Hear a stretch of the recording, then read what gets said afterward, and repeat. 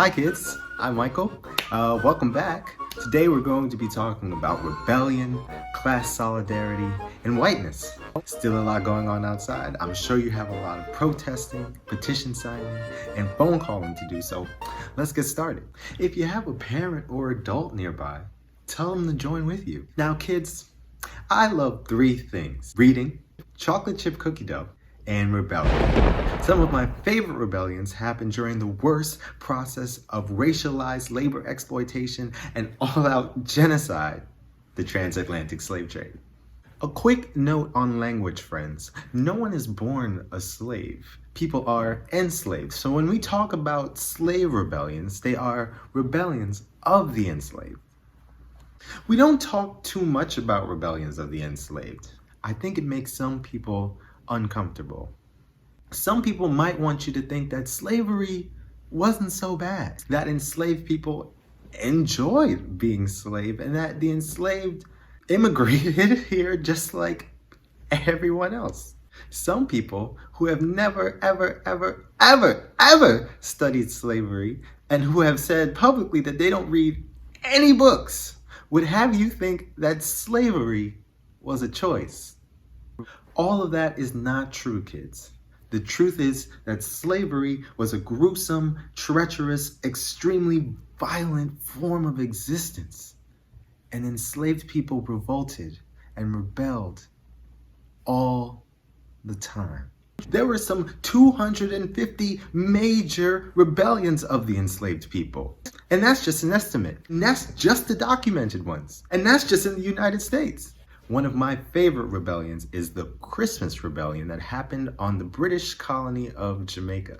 Google that one, kids. But the most famous rebellion, and probably one of the most important rebellions and the center of our story today, kids, is Bacon's Rebellion.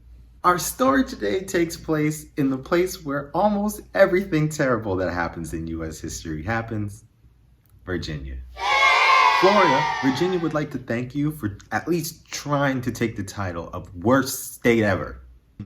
Now kids, Nathaniel Bacon was not an enslaved person, but in Jamestown, Virginia, in 1676, he got enslaved people, indentured servants, and poor white people to revolt and try to overthrow the elite planter class in Virginia. Bacon proclaimed liberty to all servants and Negroes. Together, when they realized their common oppressor, after they made their demands clear, waited, and did not receive those demands, they rose up, drove the governor out, and burned down all of Jamestown. Eventually, the rebellion was stopped, but it made the elite planter class mad, kids. This led to the speeding up of something that was already taking over the land in the colonies in the late 1600s. Something that we historians call the Terrible Transformation. What was the Terrible Transformation? Well, kids, after a series of small and large events similar to Bacon's Rebellion, where multiple Virginia colony Avengers would unite to attack the elite, profit-hungry Thanos planter class, the planter class had to figure out a way to divide and conquer the lower classes. So, in order for us to continue our story, kids, you have to know that the system of racialized slavery was not as clear-cut in the 1600s as it was in, say, the late 1700s or the 1800s. Slavery and racial hierarchies were not set in stone completely in, say, 1650. Depending on your geography, slavery and how racism would take shape in that specific place look different. While there were a lot of similarities, slavery and racial hierarchies look different in Haiti than it did in Jamaica, than it did in Brazil, than it did in even New Orleans. Things weren't simply black and white. And in the 1600s, American slavery was still in its awkward preteen phase and still had a lot of growing up to do. So at a particular time in American history, An enslaved person could find themselves working on a plantation, or what they're really called, death camp, next to a European indentured servant who was sent there as a prisoner from Europe to work off their time, or to work for the Virginia Company, or places like the Plymouth Company or the London Company. People were just trying to get paid. At a certain point, there were Africans who were free and owned their own land and property and even their own people sometimes. In that America, it wasn't strange or unfamiliar for an enslaved person to talk to, fall in love with, run away with, and even rebel with a European indentured servant or even a Native American. The societal categories were loose enough at the time for people under the same labor conditions to wake up one morning and say to themselves, "Hey, I'm poor. Hey, I'm poor too." And the land is scarce, and the food is scarce, and the housing is insecure, and people are dying of diseases all over the place. And the people we're working for have everything we'll never have in our lives, no matter how hard we work for it. Why don't we change that? And boom, kids, interracial rebellions, runaways, escapes, murders, class solidarity. Huge multi-ethnic, multi-racial, class-based political movements would continue to haunt the nightmares of the ruling class way after Bacon's Rebellion. The elite planter class had to protect their labor source and their money. They had to stop all Avenger alliances between enslaved Africans and working class Europeans who were, for some reason, angry about a system that offered zero economic mobility, safety, or even the bare minimum of not starving to death. So the planter class started to slowly but surely do one of the most evil genius schemes in the evil genius book of divide and conquer of the lower classes. They created whiteness. Now, kids, when I say whiteness, I don't mean blonde hair or blue eyes or pale skin or an affinity towards Taylor Swift. When I say whiteness, I mean the planter class created a set of rules built on each other over decades that gradually gave more undeserved advantages to people of Western European descent, while also creating a set of rules that irrationally and illogically disadvantaged people of African descent. They were laying the bricks for what today we call white privilege. For example, if a free black person and a free white person committed the same crime, the laws in Virginia changed so the white person would maybe get a slap on the wrist or a couple of years, and the black person, well, a lifetime of slavery.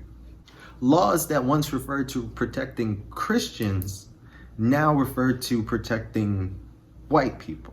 New laws restricted the movement and congregation of people of African descent. Laws made it legal to brutalize and kill a person of African descent. Laws made it illegal to even free a slave. And one of the most famous Virginia statutes, the law that decided whether kids, just like you kids, would be born enslaved or free based on the condition or the race of the mother. In 1662. This did two things, kids.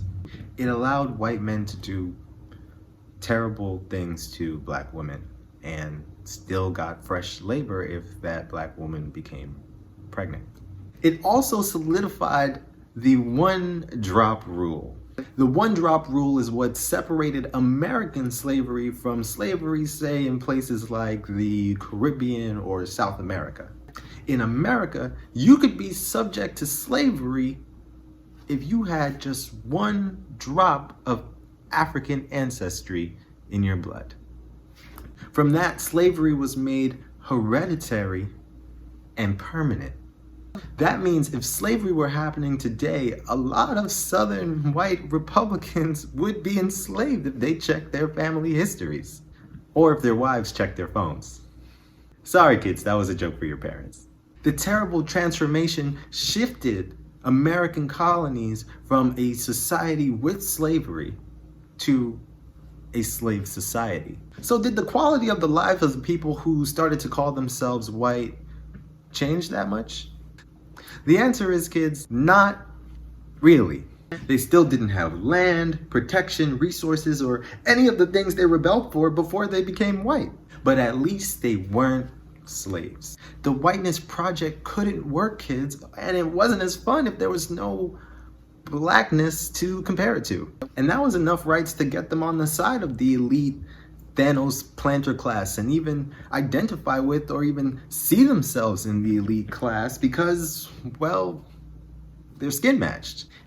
And they needed something to hope for. Now, all of this, kids, is a classic example of what our good friend, Italian Marxist theorist and prisoner Antonio Gramsci calls, and get out your notebooks because we're about to learn a new spelling word, hegemony. Hegemony is a big word that describes how oppressors get the people they're oppressing to agree to being oppressed. Hegemony works through the movies we watch, the things we're taught in school, advertisements, news stations, cartoons, books, and even Instagram and TikTok algorithms. So the hegemonic construction of whiteness, now that's a phrase for your July 4th family barbecue, kids, both privilege the poor white settlers, but also continue to oppress them by distracting them from their permanent low-class position, creating unrealistic expectations of mobility that cause them to internalize shame when things don't work out, and take that shame out on their friends, their families, and sadly, even themselves. And worst of all, being led to channel their energy into helping the elite oppress another group who they may have had more in common with. For example, kids, these same poor whites became slave patrols, and then later, another kind of patrol. Side note, kids, just because race is socially constructed doesn't mean racism isn't real. This tactic of divide and conquer plays out in a lot of different ways in our lives. It gets lower middle class black people to look down on working class and poor black people. It gets established immigrants to look down on new recent immigrants. It gets men of color to opt for patriarchal values that oppress women of color, and it gets heterosexual and cis people to look down on gay or trans people. And it gets people constantly brutalized and killed by a system to want to reform that system, as opposed to completely eradicating and abolishing it. Hegemony is so common, kids, it's almost boring. But when we can spot it, name it, and call it out, it helps us see the world clearer, recognize how we can reach across purposefully constructed division, and bring people into the fold. It helps us not become distracted by the flashing smiles of our oppressors or the chance to oppress someone else. World-renowned novelist, author, and the first black woman to win the Nobel Prize in Literature, Toni Morrison, wanted to stop by, kids, and leave us with some parting words of advice. But don't you understand that the people who do this thing, who practice racism, are bereft? It feels crazy. It is crazy. It has just as much of a deleterious effect on white people and possibly equal as it does black people. But if the racist white person doesn't understand that he or she is also a race, it's also constructed, it's also made, and it also has some kind of serviceability. But when you take it away, I take your race away. And there you are, all strung out, and all you got is your little self. And what is that? What are you without racism? Are you any good? Are you still strong? You still smart? You still like yourself? If you can only be tall because somebody's on their knees, then you have a serious problem. And my feeling is white people have a very, very serious problem. And they should start thinking about what they can do about it.